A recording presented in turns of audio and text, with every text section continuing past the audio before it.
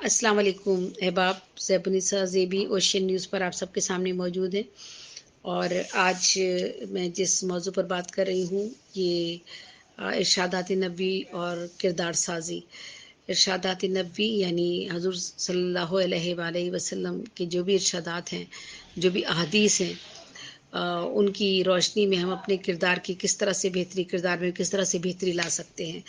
तो आज का जो मौजू है इसमें इनमें जिन अहादीस का ज़िक्र किया गया है इस जिस मौजू पर, वो है अल्लाह के फ़ैसलों पर राज़ी रहना। बहुत बड़े मौजू है ये, अल्लाह के फ़ैसलों पर राज़ी रहना। और जब इंसान अपने नफ्स पे कंट्रोल कर लेता है और अल्लाह के फ़ैसलों पर राज़ी रहना सीख जाता है, तो समझिए कि वो अल्लाह के नज़दीक तक पहुँचता है, अल्लाह का क़ुर्ब हासिल करता है। कहा गया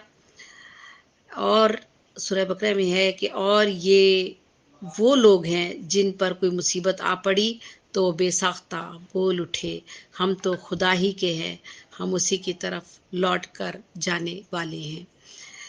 ये सूरह बकरा में कहा गया है। कुरान शरीफ खुद कहता है, और ये वो लोग हैं जिन पर कोई मुसीबत आ पड़ी तो वो बेसाख्ता बोल उठे, हम तो खुदा ही के हैं, हम उसी की तरफ लौट कर जाने वाले हैं। और जहाँ तक हदीस का ताल्लुक है तो बेजा बजा इन हदीस में इस बात का तस्करा किया गया है कि अल्लाह के फ़ैसलों पर राज़ी रहने में ही अल्लाह की रज़ामंदी है।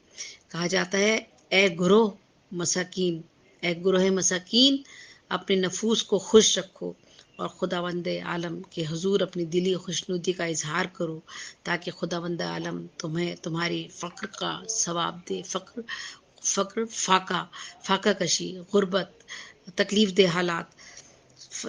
ताकि खुदावंद आलम तुम्हें तुम्हारी फ़क्र का सवाब दे। और अगर तुम ऐसा नहीं करोगे तो तुम्हें कोई सवाब नहीं मिलेगा। यानी अगर हमें अपनी गुर्बत पर, अपने फाके पर फ़ख्र है, खुशी है, हम रज़ामंदी के साथ उसे कबूल करते हैं तो अल्लाह ताला उसका हमें सवाब देगा। और अगर हम उस पर बैन करते हैं, चीखते हैं, चिल्लाते हैं, शिकायत करते हैं, गिला करते हैं अल्लाह ताला से, तो उस पर हमें कोई सवाब नहीं मिलने वाला। तो ये इंसानों की आजमाइश के लिए हजूर ने भी बहुत सी हदीस का तस्करा किया है। और कोई एक जगह और कहा कि जो कुछ खुदावंद ने तुम्हें दिया है इस पर दिल से राज़ी रहोगे तो तुम अपने फ़क्र का सवाब पाओगे, वरना नहीं। यानी फाका कशी या गुर्बत या मुफलसी या हालात की ख़राबी, या अगर आप खुशहाल नहीं हैं तो बेशुमार लोग हैं जिनकी ज़िंदगी इस तरह से गुजरती है, 2 वक्त का खाते हैं, तीसरे वक्त का उनको खाने को नहीं मिलता। बेशुमार लोग हैं जो बहुत सादा खुराक खाते हैं। बेशुमार लोग हैं जिन्होंने कभी हफ्तों और महीनों तक उनके घर में गोश्त नहीं पकता। तो हम जब अपने गुर्बत से नीचे गुर्बत की लकीर से नीचे जब लोगों की तरफ देखते हैं तो अंदाज़ा होता है कि गुर्बत किसे कहते हैं, या फ़िक्र और फाका किसे कहा जाता है। तो ये कहा गया है कि जो कुछ खुदावंद आलम ने तुम्हें दिया है इस पर दिल से राज़ी रहोगे। और ये शुक्र है उस रब्बे करीम का, ये उस रब्बे करीम का शुक्र है कि ऐसे लोगों में अल्लाह ताला बहुत ज़्यादा सब्र और तहम्मुल भी डालता है, और उनके अंदर ये एहसास भी पैदा करता है कि वो राज़ी हो जाते हैं उसके अमल पर, अपने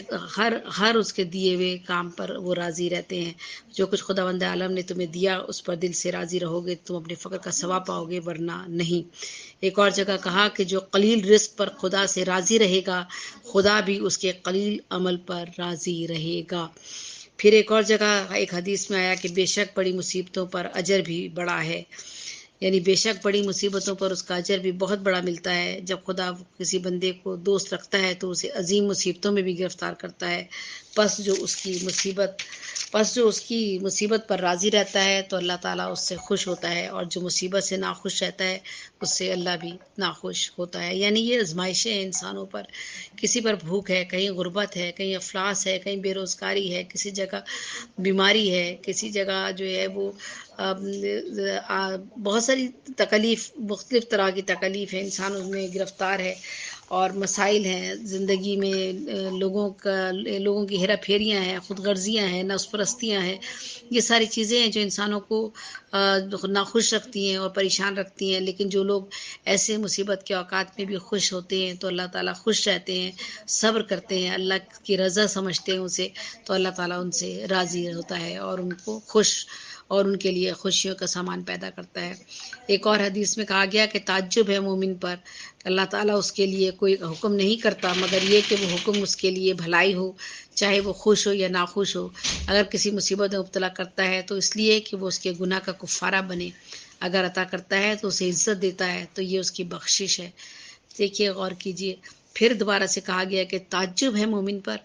اللہ تعالیٰ اس کے لیے کوئی حکم نہیں کرتا مگر یہ کہ وہ حکم اس کے لیے بھلائی ہو، چاہے وہ خوش ہو یا ناخوش ہو۔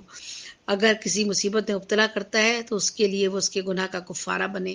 یعنی اگر آپ کو کسی مصیبت میں ہے یا کسی مشکل میں ہے تو آپ یہ سمجھ لیجئے کہ آپ نے کوئی جو آپ سے غلطیاں سرزد ہوئی ہیں، آپ نے کوئی خطا کی ہے، آپ نے کوئی بڑا گناہ کیا ہے، تو آپ کی وہ بڑی گناہ کی بخشش یہ ہے کہ آپ کو کسی مشکل میں اللہ تعالیٰ نے ڈال دیا، کسی آزمائش میں اللہ تعالیٰ نے آپ کو ڈال دیا، کسی مصیبت میں اللہ تعالیٰ نے آپ کو مبتلا کر دیا اور آپ کا وہ گناہ ختم ہو گیا، یعنی گناہ سے آپ کو نجات مل گئی، اللہ تعالیٰ نے آپ کے اس گناہ کو معاف کر دیا۔ کتنا بڑا یہ بات، کتنی بڑی یہ بات ہے، اور کتنے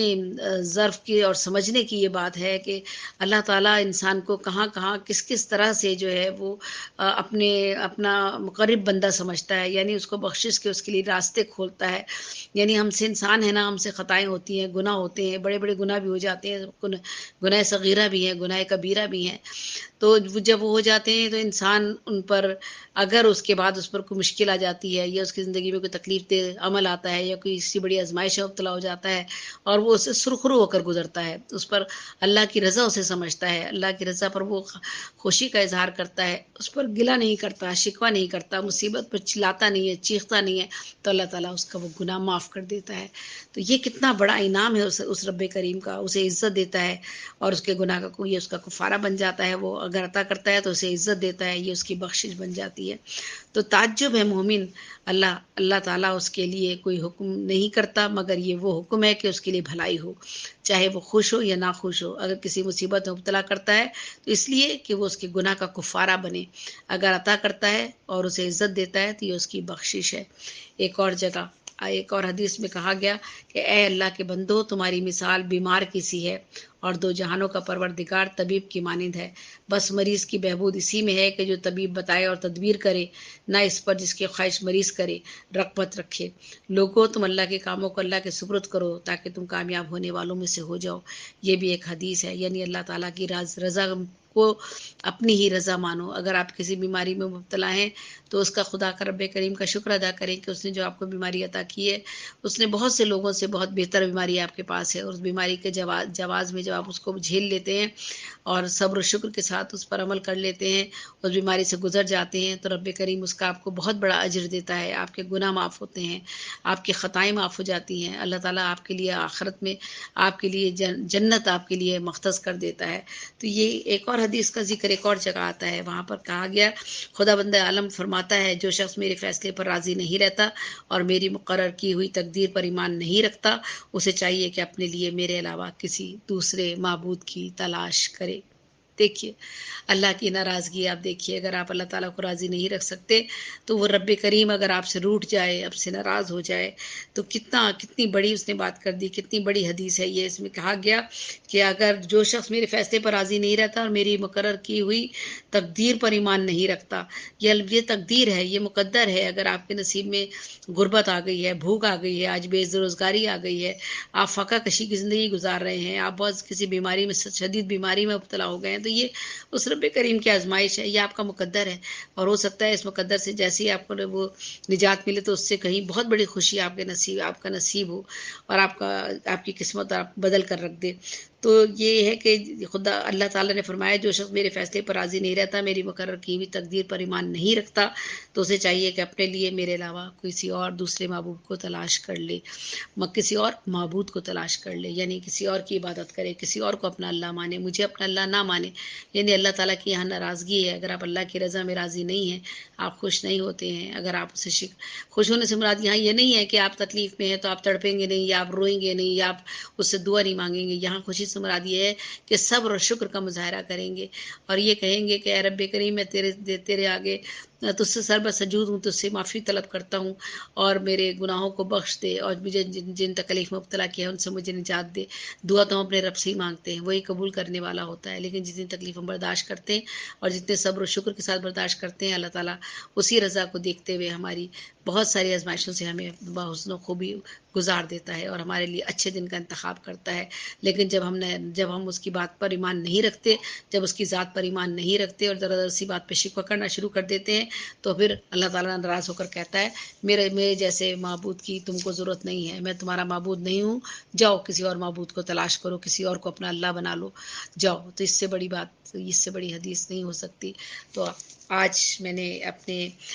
جو معراج پروگرام تھا جس میں تھا ارشادات نبوی، کہہ دیجیے آپ احادیث نبوی اس پروگرام کو کہیے، جس میں کردار سازی کے اصولوں کو بیان کیا جاتا ہے، جس میں کردار سازی کے بارے میں بتایا جاتا ہے کہ اپنے کردار کی کس طرح سے اصلاح کر سکتے ہیں، اور کہاں کہاں کس کس مقام پر ہمیں حضور نے احادیث کے ذریعے یہ بتایا ہے کہ ہم کس طرح سے اپنے اعمال کی درستگی میں ان احادیث سے رہنمائی حاصل کر سکتے ہیں، ان کا میں ذکر آپ کے سامنے کرتی ہوں اس پروگرام میں۔ آپ کا بہت بہت شکریہ، اور اگر کہیں مجھ سے کوئی خامی یا غلطی یا کوئی کسی چیز کی کمی بیشی رہ گئی ہو تو اس کے لیے میں آپ سے پہلے معذرت خواہ ہوں۔ جیسا کہ میں آپ سب کو بتا چکی ہوں، نہ میں کوئی عاملہ ہوں، نہ ہی میں کوئی عالم ہوں، نہ ہی میں کوئی فاضل ہوں، ایک عام سی انسان ہوں۔ جو کچھ میں خود پڑھتی ہوں اور جو چیز مجھے اچھی لگتی ہے اسے میں چاہتی ہوں کہ دوسرے لوگوں تک بھی پہنچاؤں اور خود بھی اس پر عمل کرنے کی کوشش کروں، بس وہی کچھ کر رہی ہوں۔ مجھے اجازت دیجیے گا، زیبنی سزی آپ سے اجازت چاہتی ہے۔ اللہ نگہبان، اللہ نگہبان، اللہ آپ سب کو حفظ و امان میں رکھے۔ شہروان صاحب کا بہت بہت شکریہ، ان کا نیوز چینل اوشین نیوز ہے جس پر وہ مجھے اس پروگرام کو کرنے کی اجازت دیتے ہیں، ان کی بھی میں بہت مشکور ہوں، ممنون ہوں۔ اللہ تعالیٰ انہیں سلامت رکھے، خوش رکھے کہ وہ اچھے اور نیک کاموں میں کس طرح سے میرا ساتھ دے رہے ہیں۔ اللہ تعالیٰ ان کے لیے بھی آسانیاں پیدا کرے، آمین ثم آمین۔